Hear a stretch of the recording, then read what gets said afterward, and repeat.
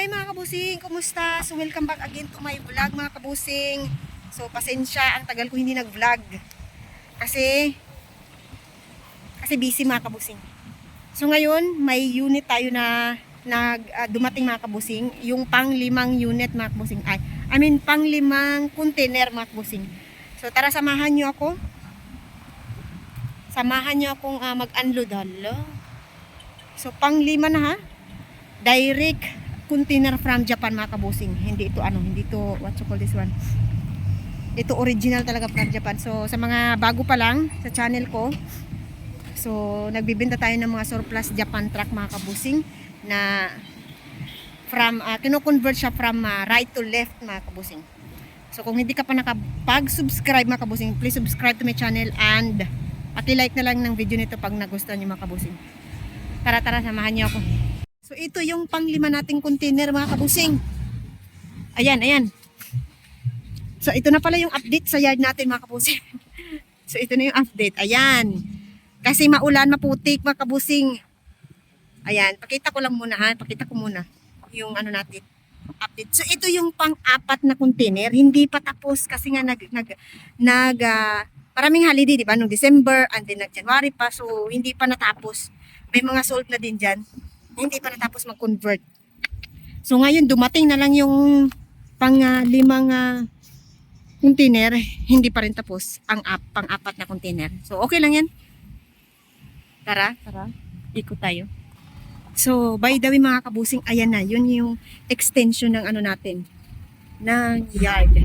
So nakita niyo, hindi pa tapos ma-spread.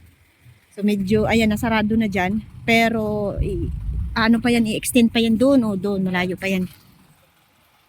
So ito na sila. Yung nagko-convert dito is iba na naman kasi dalawa na yung contractor ng conversion dito. So yung gamit lang nila mga kabusing is boom truck. Same nung yung port container, ito din yung ginamit nila mag-unload. So ito na yung unit. Ay, hindi pa tapos mag-convert. Ang dami pa sa loob. So, ito yung mga tire. Oh, ang ganda pa. Oh. So, tatlo na yung nila na cowl. Tatlo na yung na-unload nila. Ayan ang ganda. Ang galing nila mag-unload. Iniba-iba nila. Ganyan di ba? Ganyan, separate ka agad. Pasensya na kayo sa busis ko mga kabusing ngayon Kasi may sipon at saka ubo ako mga kabusing. Dahil sa ulan at init. So dito naman tayo, ang galing nila mag-convert. Mag-unload kasi separate nila yung katawan. Ayan sinisave nila yung engine See? So ito, tingnan natin mga kabusing, anong engine to tinakpan naman nila yung engine. Paano natin malalaman to? Ito. Ito 4M40 mga kabusing. 10 feet to. 4M40, 10 feet. 4M40, 10 feet. Ito naman, tingnan natin, bulye pa naman yung isa. Ito naman, 4GG2. 10 feet din. 4GG2, guwapo yung engine. Natin, ayan ha, tingnan nyo. Yan ang ma-original sa Japan. Ganda. Ito pa. 10 feet din. Nasaan yung mga 14? Wala na kami 14, ubos na. So, ang nag-abot mga 10 feet ay... So, ito naman yung engine is... Wait ha. Uy, Isuzu. 4HF1. 4HF1 pero to siya? Semi-electronic 4HF1.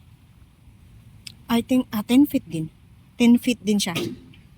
So wala pa yung iba. Kasi dapat 6 or 5 yung laman ng natin, container ngayon. So ito naman tayo mga kabusing. Ito yung painting area. Ayan. Dito sila nag-print.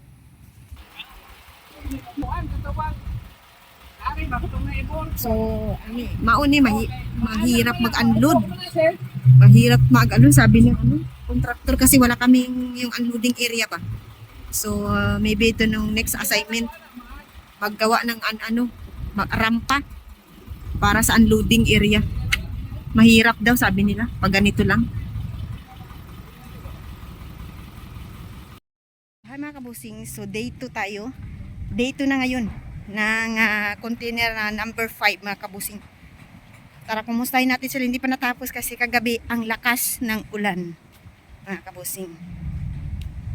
Bagong taon, maano talaga malakas yung ulan. Ewan ko lang. So check natin mga kabusing kung tapos na sila. So by the way, sa mga nag-ask about, sabi ng may viewers tayo nagsabi na pag mag-vlog tayo, ilagay natin yung price. So, dali lang mga kabusing, tsaka ko na sabihin yung mga price pag na-recon na or na convert na yung unit mga kabusing. Tara, puntahan natin sila. So, ito na update mga kabusing. Day 2. Sa day 2, isa na lang yung nasa loob ng ng container, isa na lang. So, na pull out na lahat ng mga cowl ng 6 na cowl. So, isa na lang yung nandun kasi na 7 pieces na unit yung nasa loob. So, tara, tingnan natin yung yung doon yung chassis niya. Ito siya, oh. Hindi natin pa maano ito ngayon kung yung mga body niya ba. O, di ba? Ang galing nila mag-upload kasi naka-arrange ba. Tapos ito yung original na flooring galing sa Japan. Kasi sa Japan, mga talaga kahoy yung gamit nila, o di ba? Plywood, basta matibay man siya na kahoy. O di ba? Pero dito sa Pilipinas mga kabusing, dito sa atin, i-change na natin to steel plate. Kasi ayaw ng mga client. Gusto nila steel plate ang gamit at saka channel bar para mas matibay. So, na-unload na yung tapos na i-unload lahat. 7 units. 1, 2, 3, 4, 5, 6, and the last is this one, 7. Meron ditong aluminum tire, aluminum rim di ay. Ayan, aluminum tire ba? Very guwapo unit mga kabusing pag na na to. Pag na convert, ayan o, 4M51. This one is 16 or 15 feet. Show na rin muna natin. 6 holes. Itong unit, fully manual. So, ano pang inaantay niyo mga kabusing? Please visit here in Bituon, Haro, Casalod, Iloilo, and then check na mga unit mga kabusing. Mga kabusing, yun lang muna yung update natin mga kabusing. So, see you in my next vlog mga kabusing. Kung hindi ka pa nakapag-subscribe, subscribe to my channel para ma-update ka sa mga bagong unit mga kabusing. Thank you and goodbye.